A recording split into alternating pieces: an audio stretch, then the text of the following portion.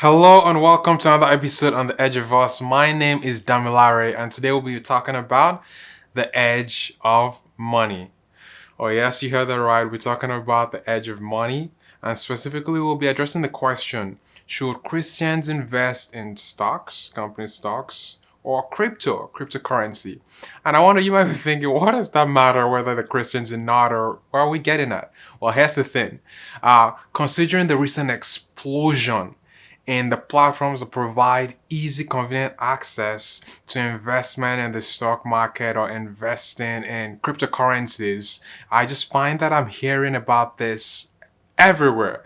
You have folks in their 70s astutely investing in crypto and the stock market. And you have folks in their teens, friends of mine and pre-teens who are getting in on some of that action as well. And so that necessitates the consideration. Is there some wisdom, some foundational truths that we can bring to these opportunities of investment in crypto and the stock market? And we believe that there are foundational truths. We'll go through five today. But before we do that, what are company stocks? What's cryptocurrency?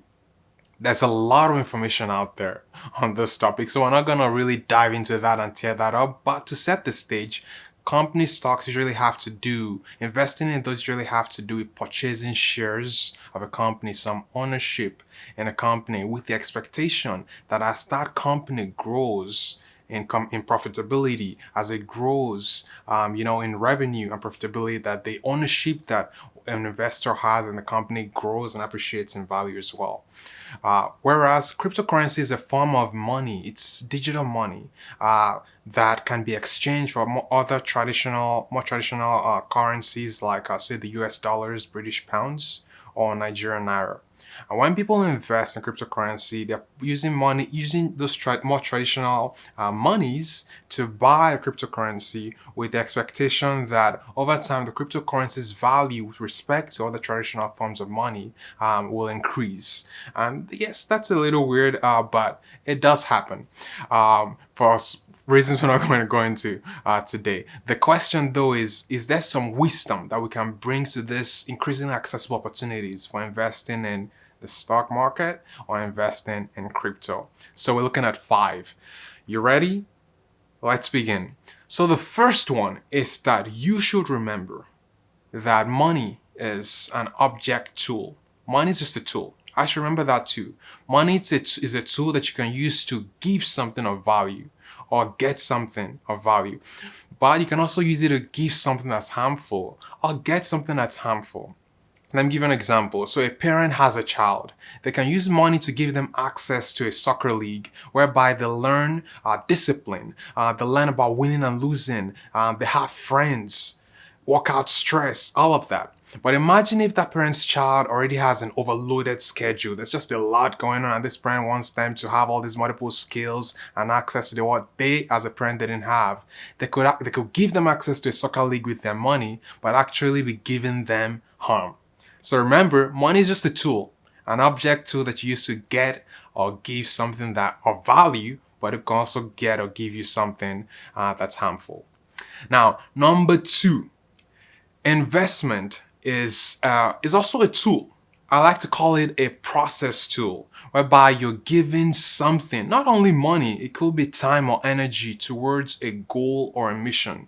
You could give your time and energy, you could invest that into people's lives to help them grow. You can invest your time in your family. You should, if you have one. You can invest your money in your family as well. You can invest money in a non-profit's mission, supporting whatever goal that they're trying to achieve. You can invest your money in a for-profit company. And like I mentioned before, what happens usually with investing in a for-profit company is that the expectation is that as that company grows in profit, your ownership in it grows as well. So you're really investing in your wallet. Then number three, investment is different from speculation. You might have heard that before. What does that mean? Stay with me. We're at the middle, we're almost there. Investment is different from speculation. Investment usually has to do with some sound research in the goal or the mission that you're giving something to, such that you looked at it, you looked at the people behind it, you should as well, and you're saying, okay, I see that I buy into this, I can give my money or my time or my energy. Speculation, on the other hand, usually has to do more with just this possibility that there could be increase in value. As opposed to some sound research, it's more of a hope that there could be increase in value, and or hearsay. Hearsay is quite common with speculation.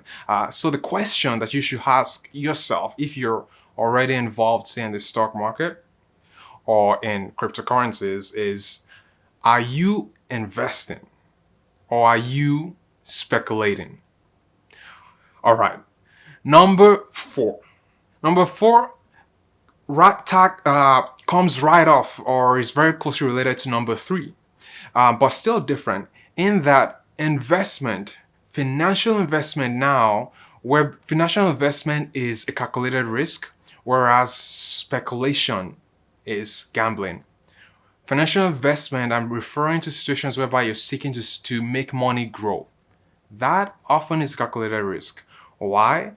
Because even if you do all the sound research into a company, you're never 100% certain about what could happen with the money you put into it. Say, for instance, you buy some company's stocks and then there's a war and the stock market crashes. Now, if there's a war, maybe the stock market is not the top priority on your list, except, of course, if you've put all your money in stocks and now you don't have access to money to buy anything.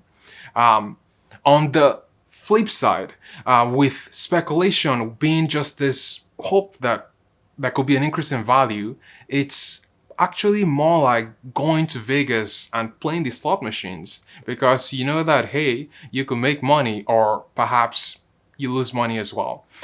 Going back to the calculated risk, there's an angle that I want to share whereby with the calculated risk, because you've done some research, so you're aware that yes, that there's a possibility that there's some growth in the value of what you're investing, say, in a company. But because you know that you can also lose all of it, you're saying, okay, based on where I'm at, based on where my family is, how much can we afford to put towards this venture? With the hope based on research now that it grows, as opposed to just speculating, which I call more like gambling. So that is number four. Now, number five is that when it comes to investment, we've got to guard our hearts. What do I mean by that? Money tends to have a hold on us, a hold on our hearts. And that's why the Bible actually says in Luke chapter 16, verse 13, that you can't serve two masters. You cannot serve God and serve money. Why? Because usually money, when we focus on it and obsess on it, becomes the place where we go to for safety and security. Whereas for a Christian, the only place we should go for that security is God. So the first person in a Christian's heart is God. It's never money. Money perhaps should not even be number 2, number 3, or number 4. Why? Because Jesus also says in Matthew chapter 6 that look at the birds of the field. They don't invest in stocks or invest in crypto, but God still provides opportunities for them to eat and to be fed. So if God takes care of birds, how much will He take care of us who are made in His image with the right opportunities for us to feed ourselves and feed our families? So we should not be obsessing over money. We should guard our hearts. Now, how do you know when it comes to investment if you're guarding your heart or not? I think it's very simple. Where is your peace? Where is your hope? Where is your joy? Where do you find that? Is it in the Bible? Is it in prayer? Is it in fellowship, Christian fellowship? Or is it in your bank account? Is it in your stock portfolio or in your crypto wallet? Here's another way to look at it. Do you check your stock balance or your crypto wallet more often than you check the Bible?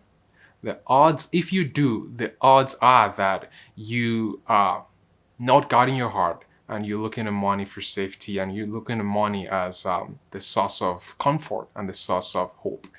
And you got to watch out with that, because I say that unfortunately today, the express lane of hopelessness has its fair share of folks who are obsessed with money and are scared of what could happen if they lose it.